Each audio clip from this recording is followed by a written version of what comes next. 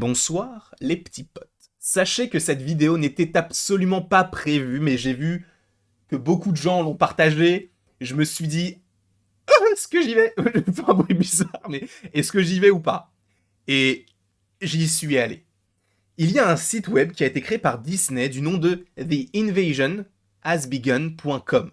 Et en gros, quand on tape cela sur Internet, on tombe directement sur une page très étrange, qui peut faire penser un petit peu à un truc un petit peu select, secret, un petit peu espionnage.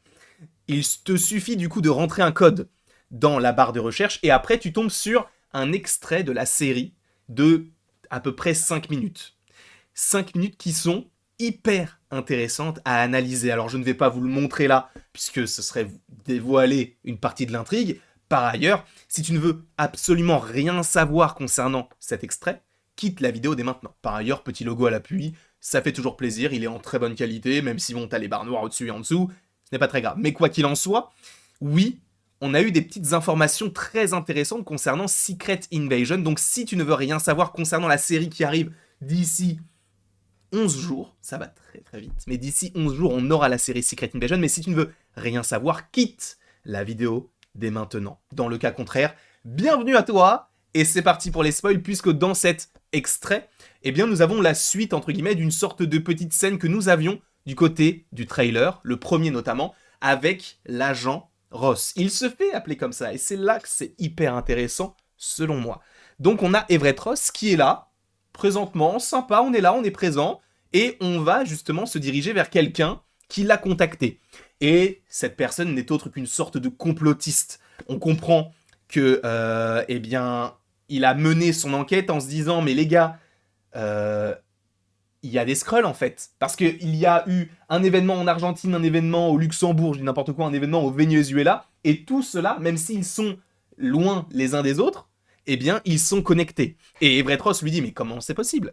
Parce que en réalité, bon, le pays, enfin, le monde est en guerre depuis je ne sais pas combien de temps, c'est normal qu'il y ait des conflits entre les pays, c'est pas nouveau. Sauf que justement, il va dire que ce sont des Skrulls qui ont justement infiltré, eh bien, le monde, et qui causent en fait plein de problèmes pour détruire un petit peu le monde de l'intérieur, sans pour autant se faire voir. Puisque je vous rappelle que les Skrulls sont les aliens verts métamorphes, qu'on a déjà vu donc dans, pour un petit récapitulatif, dans Captain Marvel pour la première fois, on les a revus dans Spider-Man Far From Home, on en a revu un dans la saison 1 de Loki dans l'épisode 1, on en a revu un également dans la scène post-générique de l'épisode 9 de WandaVision.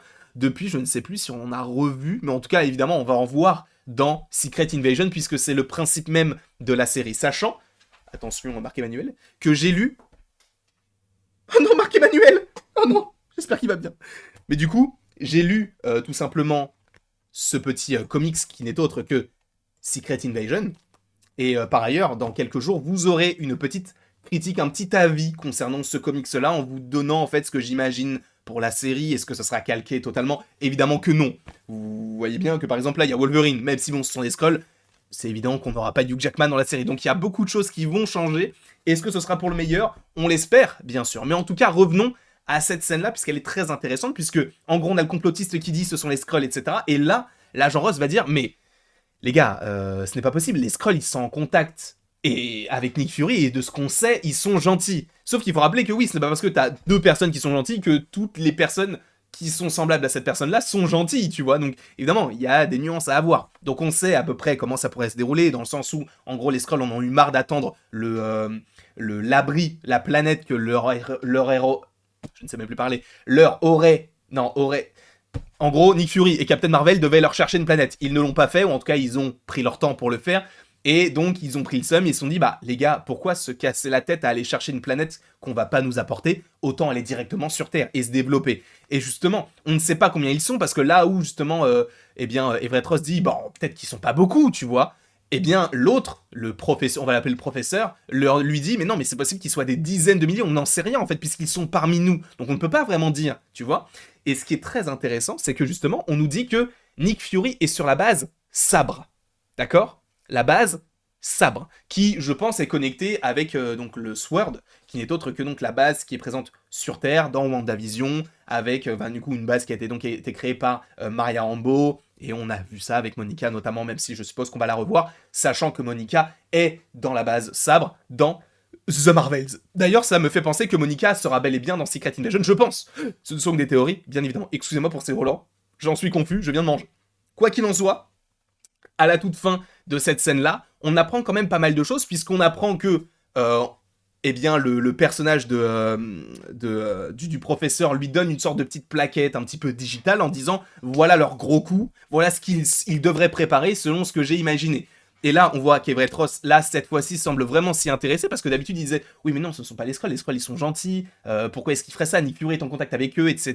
Et moi, j'ai pas de contact avec Nick Fury, il est dans l'espace, etc. » Cependant, ce qui est très intéressant, c'est que dans cet extrait, on t'explique que, eh bien, au moment où Everett Ross voit la petite chose, eh bien, l'autre, le professeur, le regarde un petit peu bizarrement. Et Everett Ross, il dit, ok, bon, bah, je vais le récupérer, ça a l'air hyper important, je vais la porter à Nick Fury. Enfin, en tout cas, on va rentrer en contact avec Nick Fury. Et là, t'as le professeur qui se jette sur Everett Ross. Comment ça, mon ref? Pourquoi faire? Quel intérêt de faire ça? Sachant que c'est toi qui l'as appelé, est-ce que, justement... Déjà, pourquoi est-ce que c'est Everett Ross? Parce que justement, ce qui est très cool, et c'est là où tu te dis, ok, ils sont forts, c'est qu'Everett Ross, à la base, et on le sait dans Civil War, il est là pour la cellule antiterroriste. D'accord? C'est pour ça qu'il est là par rapport à Zemo. Zemo, il fait des actes terroristes un petit peu partout dans le monde, et c'est pour ça que c'est lui qui agit à ce moment-là. Là, on a des actes terroristes dans le monde entier des Skrulls, et c'est pour ça que lui interagit avec... En tout cas, c'est pour ça que le professeur l'a appelé lui, parce que c'est un petit peu un expert dans ce secteur-là. Donc, il est appelé, et on peut se dire, mais pourquoi est-ce que le professeur se jette sur lui? Peut-être, et ce n'est qu'une théorie, parce que Everett Ross, à ce moment-là dans la série, serait un Skrull. Pourquoi? Parce qu'on l'appelle Agent Ross. Je veux bien, mais moi je me souviens de Black Panther Wakanda Forever, où Everett Ross, on le quitte en étant limite emprisonné. Donc cela m'étonnerait beaucoup, même si c'est possible, hein, mais cela m'étonnerait beaucoup que, boum, Everett Ross se fait libérer de manière illégale par les Wakandais, et se disent, bon bah, tu sais quoi, je vais redevenir un agent, je vais continuer à travailler dans ce sens-là.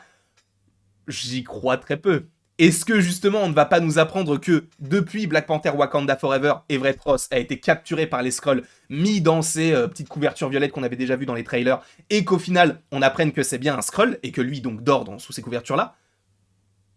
Moi, c'est la petite théorie que je te propose. Parce que c'est vrai que cette scène-là, elle est très étrange. Le mec, il raconte tout son speech, et au moment où Everett Ross change de discours, bah l'autre, il l'attaque. Tu te dis, mais frérot, mais pourquoi quel est ton intérêt? C'est pourquoi je me suis dit, en vérité, partons du principe que on puisse avoir Everett Ross dans ce film, dans cette série, qui soit en réalité un Skrull. C'est très étrange, sachant qu'il y a une vidéo qui arrive demain ou après-demain concernant la question qu'on peut se poser dans cette série, c'est-à-dire qui est un Skrull dans cette série, qui peut-on croire? Il y a une vidéo qui arrive, donc demain ou après-demain, je ne sais plus exactement, mais du coup, j'avais pas encore vu ces 5 minutes-là, là je les ai vues, et je me suis dit, mais Everett Ross, en vrai, là en tout cas, c'est vrai qu'il adopte un comportement bizarre. Au début, il est normal, mais après, quand il change d'avis d'un coup et que l'autre lui saute dessus, c'est très étrange. Donc on verra ce qu'il en est, sachant qu'en plus de ça, ça m'étonnerait qu'on l'appelle toujours Agent Ross, sachant qu'il n'est plus vraiment agent et qu'il a été destitué et limite mis en prison. Donc c'est bizarre. On verra, peut-être que je me trompe totalement, et c'est fort possible, mais en tout cas, je me dis que ça peut être connecté à tout cela. En tout cas, j'espère que vous avez apprécié cette petite vidéo. N'hésitez surtout pas à l'aimer, à la partager, à la commenter et à vous abonner. Si ce n'est pas déjà le cas, moi ça me ferait extrêmement plaisir. Et après tout ceci, il ne me reste plus qu'à vous dire à la prochaine pour la prochaine. Et bien évidemment, n'hésite pas en commentaire à me dire si tu as aimé ce petit trailer, ce petit extrait. Personnellement, je le trouve génial. Ça en dit peu, ça en montre peu, mais ça en dit beaucoup. Donc j'ai vraiment très hâte d'être au 21 juin.